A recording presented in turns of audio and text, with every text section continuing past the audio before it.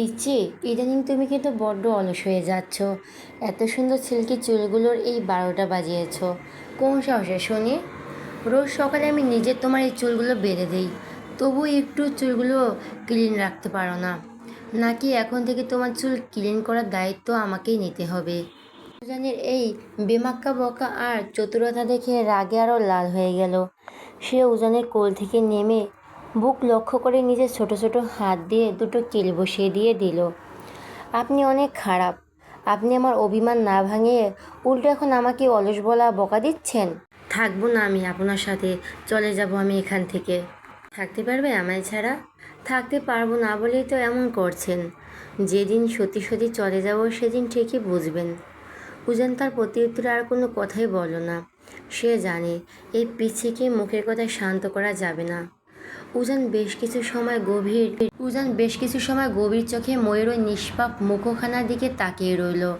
তারপর বিছানায় রাখা বক্সগুলো থেকে ময়ের সবচেয়ে প্রিয় চকলেট আইসক্রিম বের করলো। তারপর আইসক্রিমটি একদম ময়ের মুখের সামনে ধরলো। প্রিয় আইসক্রিম চোখের সামনে দেখা মাত্রই ময়ের ঠোঁটের কোণে এক চিলতে মিষ্টি হাসি ফুটে উঠতে চাইল। তবে সে পরক্ষণে নিজেকে সামলে নিয়ে নিজের জেদ বজায় রাখলো। আইসক্রিমটা নিজের হাতে নিল না। উজান ময়ের এই কাণ্ড দেখে মনে মনে নিঃশব্দে হাসল।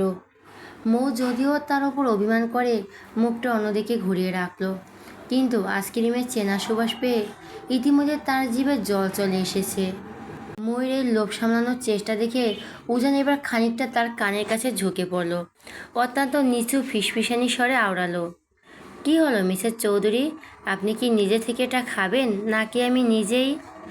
উজানের কথা শেষ হওয়ার আগেই তড়িৎ গতিতে উজানের হাত থেকে আইসক্রিমটা কেড়ে নিল মৌ। তারপর মুখ বাঁকিয়ে নিজের মনে গপ গপ করে আইসক্রিম খেতে লাগলো। উজান এবার শব্দ করে হেসে দিল। মৌ উজানের হাসির দিকে পাত্তা না দিয়ে চোখ মুখ কুঁচকে পরম তৃপ্তিতে আইসক্রিম খাওয়ায় ব্যস্ত হয়ে পড়ল। তবে পুরোটা সময় উজান কিন্তু এক পলকের জন্য চোখ সরালো না। তার গভীর দৃষ্টিটা স্থির হয়ে লেপ্টে রইল কেবলই তার এই অবশ পিচ্চি বউটার উপর। হঠাৎ মৌ বলে উঠল, লাভ ইউ প্রফেসর সাহেব। উজান ময়ের দিকে তাকিয়ে মুচকি হাসলো। তার কপালে লেপ্টে থাকা চুলগুলো আলতো হাতে সরিয়ে দিয়ে ফু দিল। মৌ আইসক্রিম খেতে খেতে এক পলক তাকালো।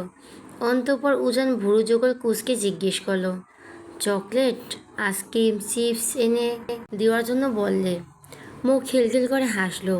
ঠোঁটের চারদিকে লেগে থাকা আইসক্রিম উজানের শার্টে মুছে উত্তর দিল, হুম।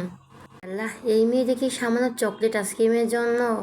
মুখ খিলখিল করে হাসলো। ঠোঁটের চারদিকে লেগে থাকা আইসক্রিম উজানের শার্টে মুছে উত্তর দিল, হুম। হায় আল্লাহ, এই মেয়ে দেখি সামান্য চকলেট আইসক্রিমের জন্য ভালোবাসি বলে। এই পচাবর, আমি একদমই চকলেট আইসক্রিমের জন্য ভালোবাসি বলিনি। আমার ক্রাশভর এতগুলো চকলেট আইসক্রিম চিপস এনে দিয়েছে বলে তাকে বলছি।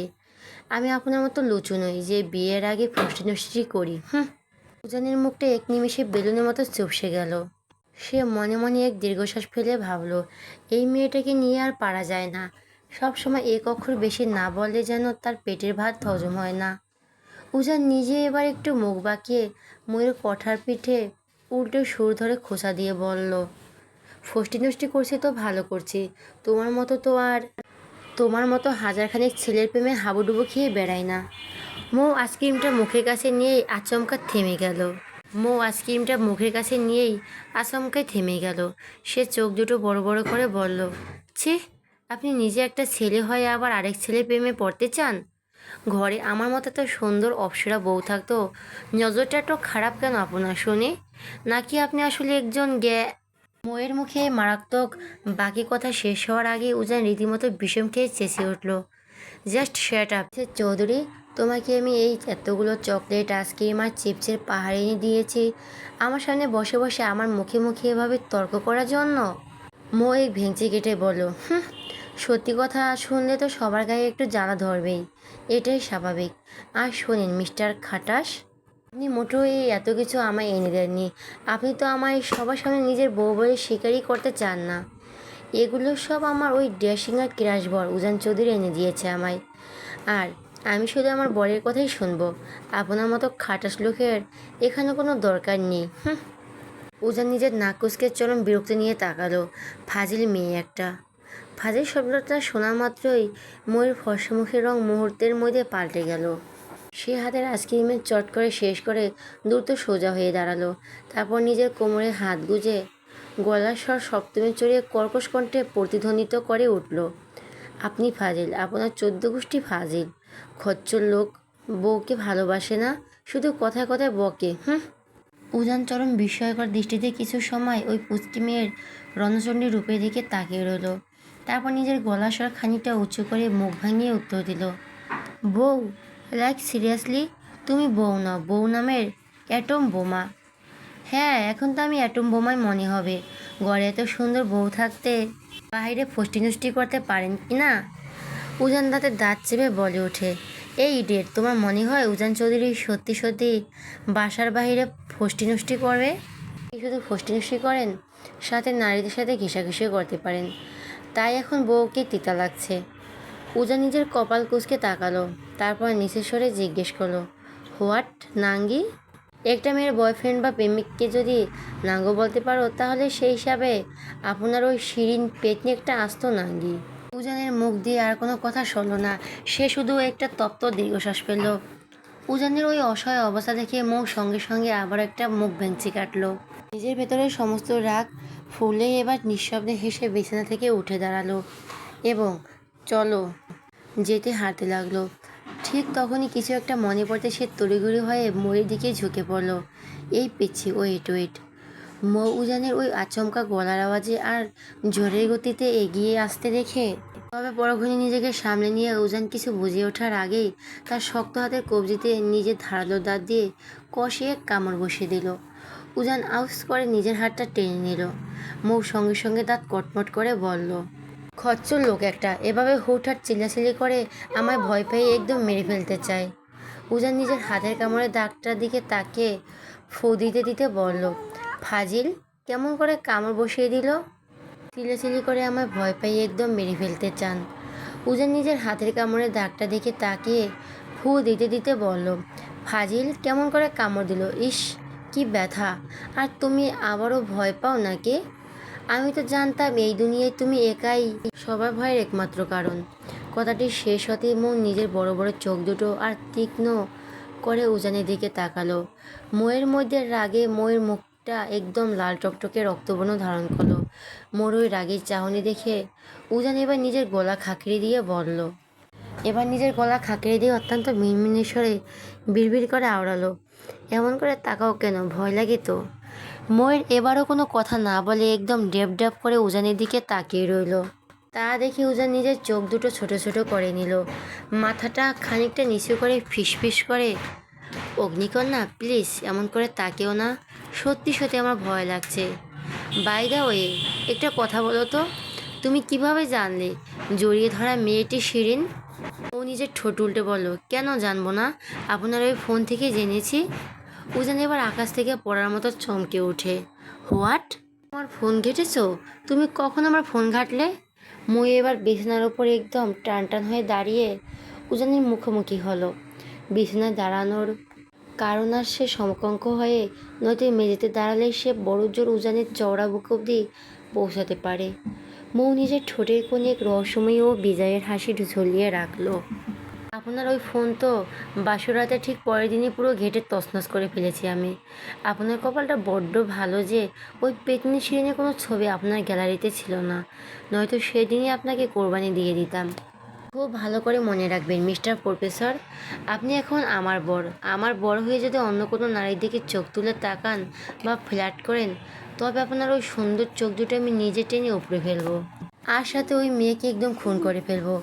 মুহূর্তের মধ্যে উজন এক হিসকা টানে মৌকে বিছানা থেকে নিজের শক্ত আর চওড়া বুকের উপর টেনে নিল।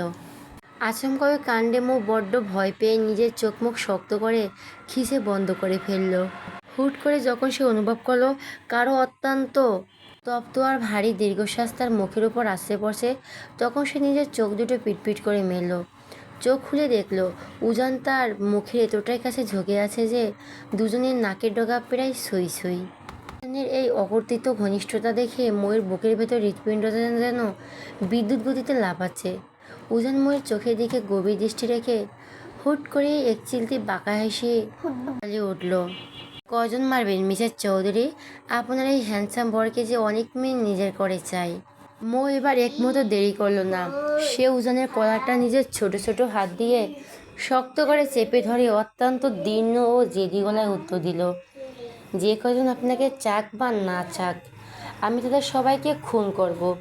খুব ভালো করে শুনে রাখুন মিস্টার প্রফেসর, এই মিস্টার উজান চৌধুরী নিজের ব্যবহার একটা সামান্য শুধু কখনো কারোর সাথে শেয়ার করে না। সেখানে আপনাকে তো অন্য কারোর সাথে শেয়ার করা প্রশ্নই ওঠে না। আপনি শুধু আমার, আর শুধুই আমারই থাকবেন। বুঝতে পেরেছেন? বউর মুখে প্রথম এমন স্পষ্ট আর তীব্র অধিকারবোধের স্বীকারোক্তি শুনে উজান নিঃশব্দে হাসল। তার বুকের ভেতরে এক অন্যরকম ভালো লাগা ছুঁয়ে গেল। সে আলতো করে মৌকে নিজের বুক থেকে ছেড়ে দিল এবং কোনো কথা না বাড়িয়ে শান্ত পায়ে কক্ষ ত্যাগ করলো। উজান রুম থেকে বেরিয়ে যেতেই মৌ নিজের বিছানায় ধপাস করে বসে নিজের মনে খিলখিল করে হেসে উঠল। সে বুঝতে পারছে তার খাটাস বরটা ইদানিং আর আগের মতো ওর উপর খুব একটা বিরক্ত হয় না, বরং তার এই পাগলামিগুলো এখন বেশ উপভোগই করে। বিকেলে সিগ্ধ হালকা মিষ্টি বাতাসের মাঝে একা একা হেঁটে চলছে মেহের। সামনে তাদের পরীক্ষা, তাই লাইব্রেরিতে বসে কিছু দরকারি নোটস আর বই পড়তে পড়তে কখন যে বিকেল গড়িয়ে গিয়েছে সে বুঝতেই পারেনি। অবশ্য এখন অনেকটা দিন অনেক বড়, সন্ধ্যা হতে এখনও বেশ খানিকটা সময় বাকি আছে। কাঁধে ভারী কলেজের ব্যাগটা ঝুলিয়ে সে ক্লান্ত ভরা পায়ে দৃঢ় পায়ে পিঠ ঢালা রাস্তা দিয়ে হেঁটে চলছে। এই প্রচণ্ড গরমে হেঁটে চলার কারণে তার কপালে বিন্দু বিন্দু ঘাম জমা হয়েছে। অন্য দিনগুলোর তুলনায় আজ গরমটা একটু বেশিই পড়েছে। মেয়ে যখন নিজের মনে হেঁটে যাচ্ছিল ঠিক তখনই হুট করে পাশে কারো এক দীর্ঘ ছায়া আর চেনা উপস্থিতি টের পেল। সে চমকে পাশে ফিরে তাকাতেই দেখে তার ঠিক গা ঘেঁষে হেঁটে চলছে ইফাত চৌধুরী। ইফাতকে সে অসময়ে হুট করে নিজের ঠিক পাশে দেখতে পেয়ে মেহেরের চোখ দুটো বিস্ময়ে বড় বড় হয়ে গেল। ইফাত মেহেরের ওই থতমত খেয়ে যাওয়া মুখটা দেখেই ঠোঁটের কোণে এক মুচকি হাসি দিল। তারপর মেহেরের কিছু বুঝে ওঠার আগেই চোখের পলকে তার কাঁধ থেকে ভারী ব্যাগটা নিজের হাতে টেনে নিল। অন্তঃপর মেহেরের পায়ে পা মিলিয়ে একদম তাল মিলিয়ে হাঁটতে লাগলো। মেহের চরমে অস্বস্তিতে পড়ে এদিক ওদিক তাকিয়ে তুতলামি কণ্ঠে বলে উঠল, আপনি এখানে? আর আমার ব্যাগ এভাবে আপনাকে নিয়ে যেতে হবে না, আমি নিজের ব্যাগ নিজেই ক্যারি করতে পারবো, দিন ওটা।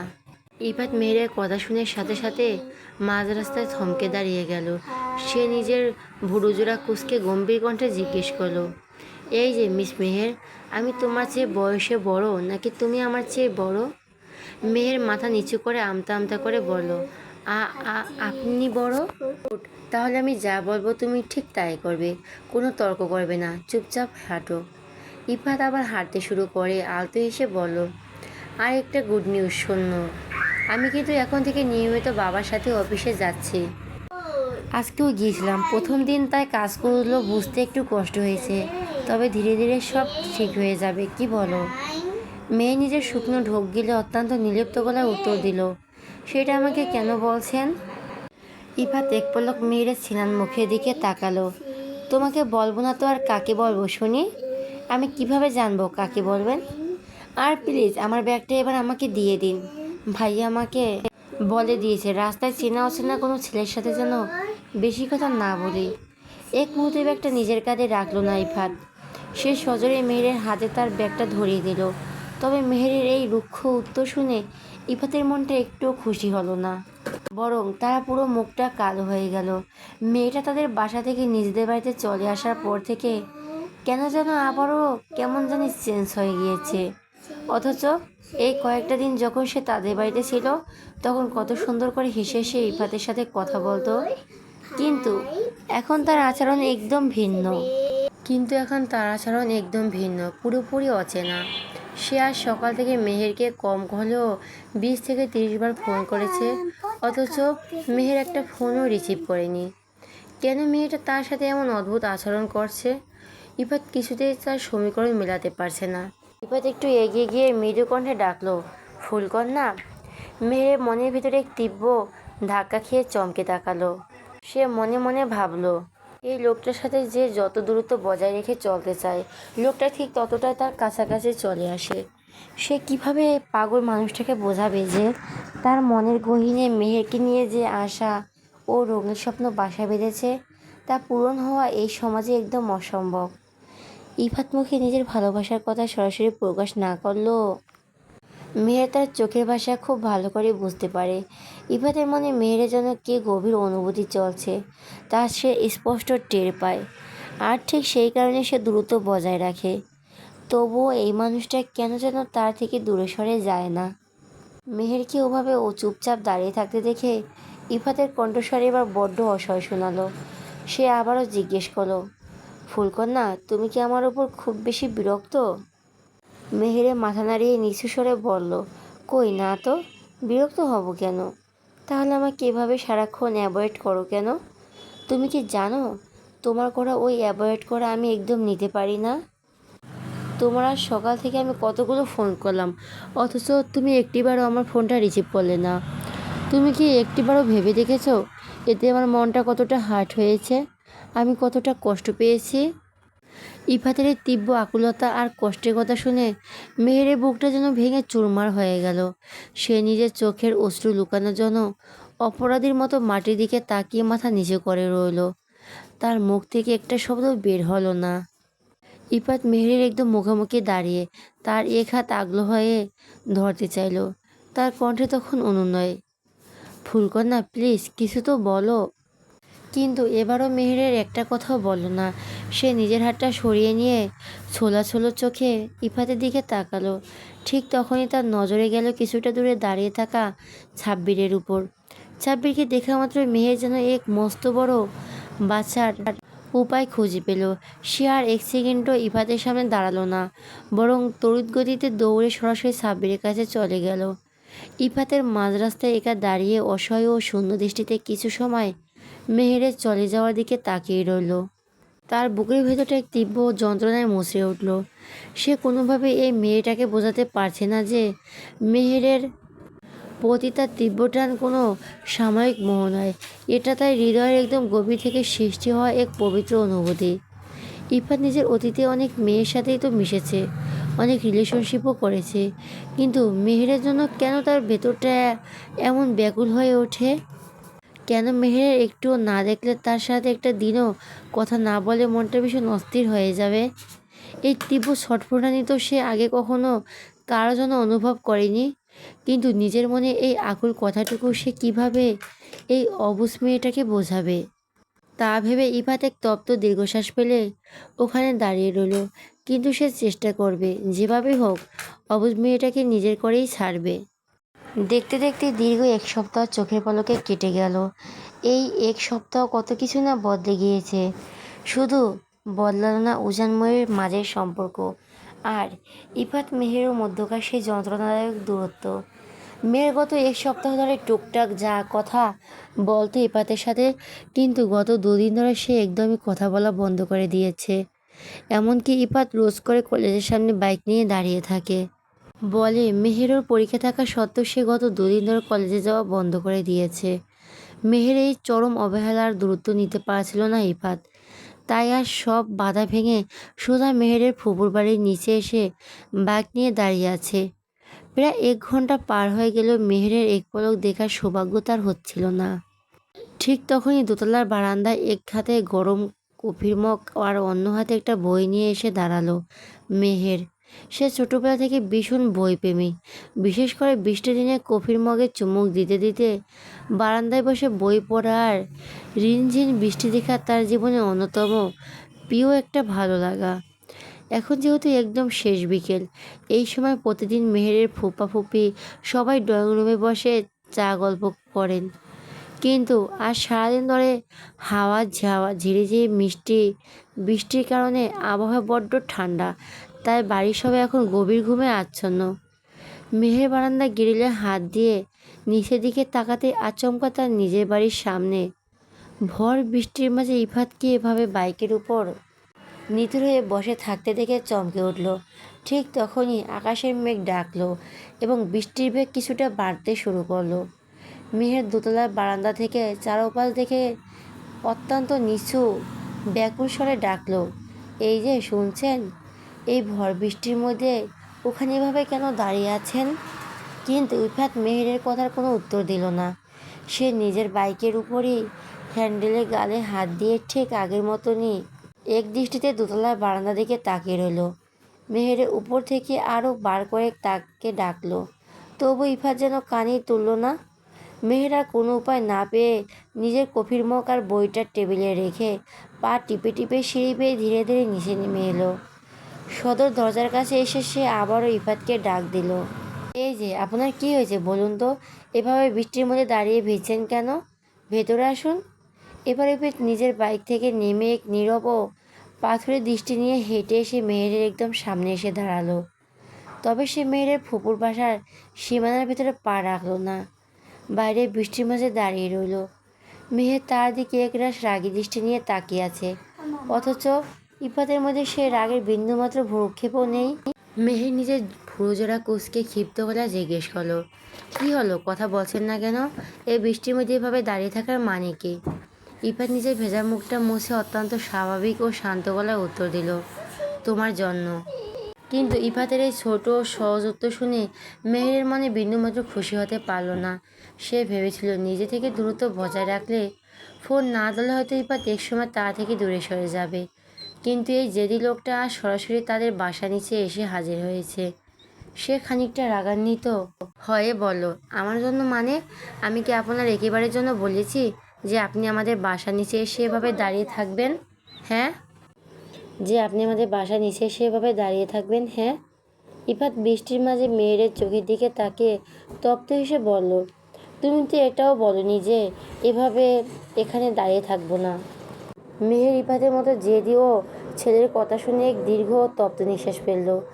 আকাশের মেঘ যেন আজ তাদের মনের কথার সাথে তাল মিলিয়ে ডাকছে। বৃষ্টির গতি ধীরে ধীরে আরও বাড়তে লাগলো, কিন্তু তবুও ইফাত এক চুলো নড়ল না। এতে মেহের এবার বেজায় চটে গিয়ে চেঁচিয়ে উঠল, আরে, আপনি পুরো ভিজে যাচ্ছেন তো, ভেতরে আসুন। এভাবে আর কিছুক্ষণ দাঁড়িয়ে থাকলে নির্ঘাত জ্বর চলে আসবে আপনার।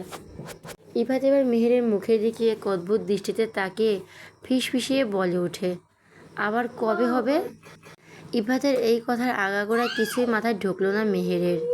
সে কপাল কুঁচকে অবাক হয়ে জিজ্ঞেস করলো, কি বলবেন? বৃষ্টির ভারী পানি ইফাতের ভেজা চুল ছুঁয়ে কপাল বেয়ে তার ধারালো নাকের ডোকা দিয়ে নিচে গড়িয়ে পড়ছে। সে এক দীর্ঘ নিঃশ্বাস ফেলল। সে মেহেরের এই অবুঝ চাহনি দেখে স্পষ্ট বুঝতে পারল তার পাঠানো শত শত মেসেজের একটাও এই মেয়েটি আজ পর্যন্ত খুলে দেখেনি। দেখলে অত্যন্ত এই মুহূর্তে এই প্রশ্নটা করতো না। ইফাত নিজের মনের সাহস, দুনিয়ার তার থেকে কম ধৈর্যশীল ছেলে বোধহয় দুটো নেই। অথচ এই মেহের নামে মেয়েটার বেলায় তার ভেতরে এত ধৈর্য, এত অপেক্ষা কোথা থেকে আসে সে নিজেও জানে না। ভালোবাসা বোধহয় আসলেই মানুষকে এভাবে বদলে দেয়। ইফাত এবার নিজের ভেজা চোখ দুটো সোজা তুলে মেহেরের চোখে মণিকোঠায় স্থির করলো। পরম আকুলতা ও ভালোবাসা মাখানো কণ্ঠে এক নিঃশ্বাসে বলে উঠল, ভীষণ ভালোবাসি তোমায় ফুলকন্যা। ইফাতের মুখ থেকে এই শব্দটা শোনা মাত্র মেহেরের পায়ের তলার মাটির জন্য এক নিমিষে সরে গেল। সে পুরো স্তব্ধ ও নিথর হয়ে দাঁড়িয়ে রইল।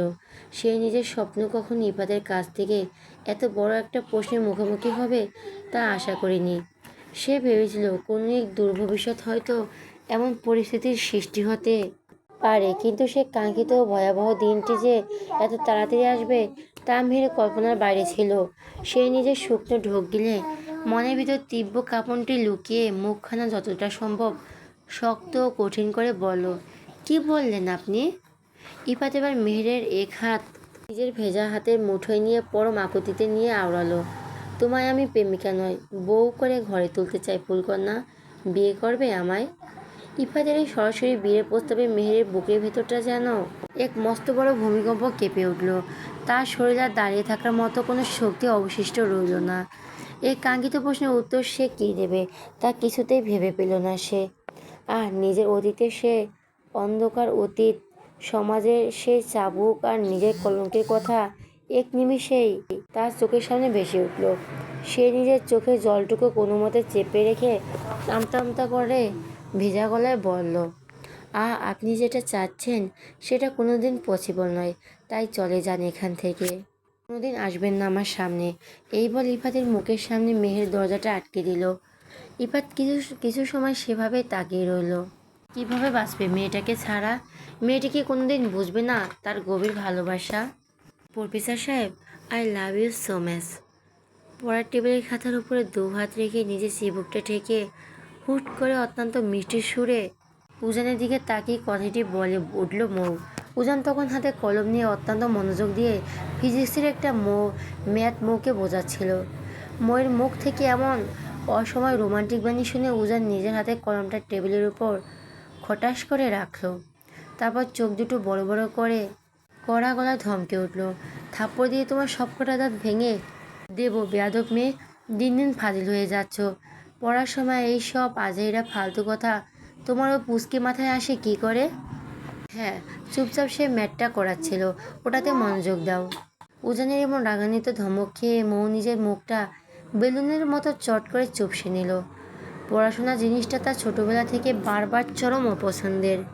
সে তো মনে মনে ভেবেছিল যখন বিয়েটা হয়ে গেছে তখন অত্যন্ত এই খাতা কলমের অত্যাচার থেকে চিরকালের মতো মুক্তি পাবে।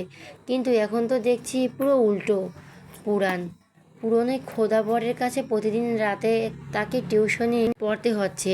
উজান প্রায় ঘন্টাখানিক ধরে মৌকে একটা ম্যাথ বোঝানোর আপ্রাণ চেষ্টা করছে, কিন্তু এই অবুঝ মেয়েটার মাথায় ফিজিক্সের সূত্র যেন কিছুতেই ঢুকছেই না। কোনো কথা না বলে উজান আর রাগিয়ে তুলছে। মৌ এবার নিজের একটা ফর্সা গাল উজানের দিকে বাড়িয়ে দিয়ে কটা দাঁত কেলিয়ে হেসে বলল, এই যে থাপ্পড় দিতে চাইলেন না, দেন থাপ্পড়। তবে আমার একটাই শর্ত আছে, থাপ্পড় দেওয়ার পর কিন্তু আমাকে জড়িয়ে ধরে ভালোবাসি বলতে হবে। উজান নিজের কপালে হাত দিয়ে এক দীর্ঘশ্বাস পেল। সে গলার স্বর কিছুটা নরম করে বলল, প্লিজ পিচি, আর ফাজলামো না করে একটুখানি পড়াশোনা নিয়ে সিরিয়াস হও তো। তোমার সামনে পরীক্ষা, এমন অবস্থা হলে ভালো রেজাল্ট তো দূর, তুমি পরীক্ষায় টেনে টেনে পাশ করতে পারবে কিনা তা নিয়ে আমার ঘোর সন্দেহ আছে। নিজের ঠোঁট উল্টে বলো, আমার কোনো দরকার নেই পরীক্ষায় পাশ করার। দুদিন পর আপনার বাচ্চার মা হয়ে আপনার ঘর সংসার আর বাচ্চা কাচ্চা সামলালেই, তাদের ঠিকমতো মানুষ করতে পারলে আমার জীবন ধন্য। ফিজিক্সের সূত্র দিয়ে আমার কি হবে শুনি? ময়ূর মুখে এতটুকু বয়সে সরাসরি বাচ্চা কাচ্চা মানুষ করার কথা শুনে উজান এমন চরম বিষম খেল। সে নিজের চোখ রাঙিয়ে টেবিল ছেড়ে উঠে দাঁড়িয়ে যায়। দাঁড়াও ফাজিল মেয়ে, তোমাকে আজ আমি মজা দেখাচ্ছি। কিন্তু উজান কিছু করার জন্য এগিয়ে আসতেই খিলখিল করে হেসে টেবিল ছেড়ে একলাভে উঠে দাঁড়ালো। সে নিজের ওনাটা সামনে নিয়ে হুট করে রুমের দরজা দিকে এক দৌড় দিল। উজান তড়িঘড়ি করে বিছানার পাশ থেকে চিৎকার করে উঠল, এই পিছি, দৌড়িও না, পড়ে যাবে, ব্যথা পাবে। সত্যি সত্যি বলছি, দাঁড়াও। মৌজানের সেই উপকারীর বারণ নিজের কানেই তুলল না। সে যেই না হাসতে হাসতে দরজার কাছাকাছি পৌঁছালো, অমনি ঠাস করে শক্ত মেঝের ওপর আছাড় খেয়ে পড়ে গেল। উজান আর এক সেকেন্ডও দেরি না করে ঝড়ের গতিতে এগিয়ে গেল। মৌ মেঝেতে পড়ে গিয়ে বোকার মতো ফ্যালফ্যাল করে উজানের মুখে দিকে তাকিয়ে রইল। মনে মনে ভাবল, ইস, কেন যে এই খিটখিটে মানুষটার কথা শুনতে গেল না। এখন তো সত্যিই খুব ব্যথা পেল।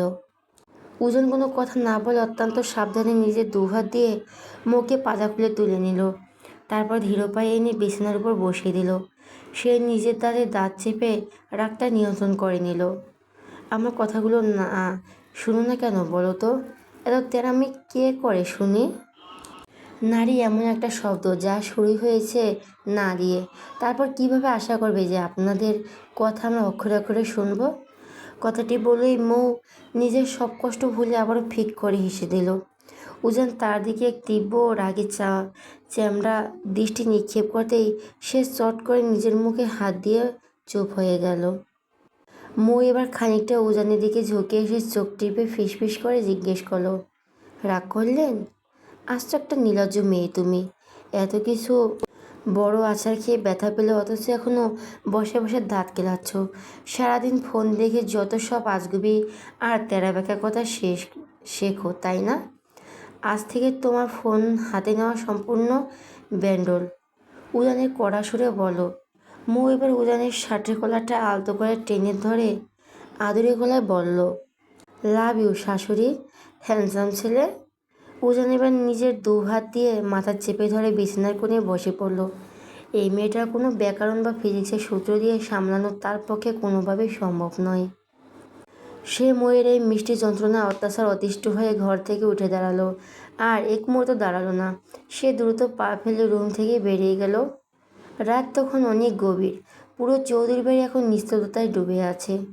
উজান রুম থেকে বেরিয়ে নিজের ভেতরে অস্থিরতা কমাতে ধীর হয়ে বাড়ির পেছনে থাকা সেই পুরনো পুকুর পাড়ের দিকে এগিয়ে গেল। এই জায়গাটা একসময় বিশেষ করে তার স্কুল কলেজের লাইফে ভীষণ প্রিয় ছিল। একা একা বসে চাঁদ দেখা আর ডায়েরি লেখার এক মস্ত বড় আশ্রয় ছিল এই পুকুর পাড়। তবে 14 বছর আগে সে কাল রাতের পর থেকে এখানে আর তেমন একটা আসা হয় না। উজান যখন পুকুর পাড়ের ঘাটে গিয়ে দাঁড়িয়ে এক দীর্ঘশ্বাস পেল, ঠিক তখনই তার মনে হলো পেছনের ছায়ার মতো কেউ একজন দাঁড়িয়ে আছে। সে সাথে সাথে সজোরে পেছনে ফিরে তাকালো।